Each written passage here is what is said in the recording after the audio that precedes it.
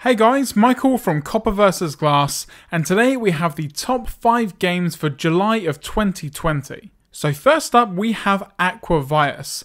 Now this is a puzzle game in the vein of something like Monument Valley, where you have some great visuals, smooth gameplay and a great soundtrack. The aim of the game is to get the water from one side of the level to the other by rotating pieces of the bridge. Now you do only have a limited number of moves, so pick wisely. The game does increase in difficulty as you progress through each level, and some really do take some time and thinking about to complete, and also to get that 3 out of 3 stars. You have just over 100 levels to make your way through, and each one is unique in its design, but the goal is always the same: complete the bridge to deliver the water.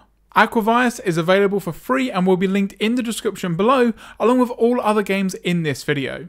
Next up we have Darkness Rises. Now this is an action RPG that blends great visuals with simple to handle but hard to master gameplay. You have a fully customizable character that you can make your own with special attacks, cosmetic changes and more. Now the main selling point of this game has to be the graphics. It looks like a console quality game, you have a ton going on screen, and the frame rate was steady at 60 frames a second on my OnePlus 7T. Now it may seem like a button masher at first, but as you progress you come up against some boss battles that will really test your skill as a warrior. Darkness Rises is linked below, and like all games on this list, it is completely free to play. Knighthood is a fun role-playing battle game. You are a raged knight whose only mission is to fight and defeat the enemy. You have the option of playing against the computer, or you can head online and get involved in some PvP action. You can play against your friends or strangers to become the best fighter. You can get new gear from battles, allowing you to fully upgrade your knight and take it back online to show off your new look. The great thing is that although it is an RPG, it's actually quite simple because it's tailored for mobile gamers. The game also has numerous in-game events like Troll Hunt, which started in May, and there are set to be a ton more. Overall, if you're looking for a simple yet addictive RPG, Knighthood has you covered. The next game on the list is Mecca Rama. Now this is a great puzzle game with 50 levels to make your way through. The game is free to play, and you can complete it without putting down any money, but if you want to donate to the developer, then you can do so, which is nice to see. Being such a simple game, there really isn't much to talk about with this one.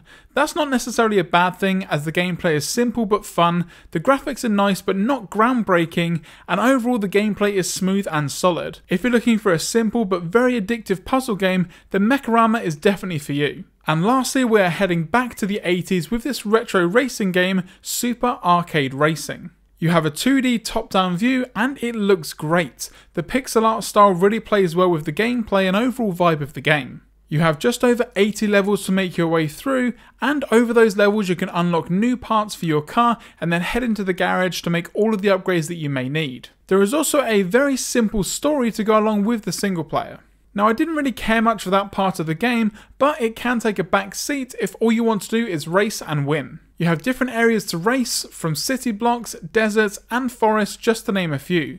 Each level has some obstacles that you will need to avoid and a ton of shortcuts that you can find. But again, the main part of this game are these 16-bit graphics. They look great with some of the awesome particle effects, and it just in general improves the overall gameplay, and again it runs extremely smooth at that 60 frames a second.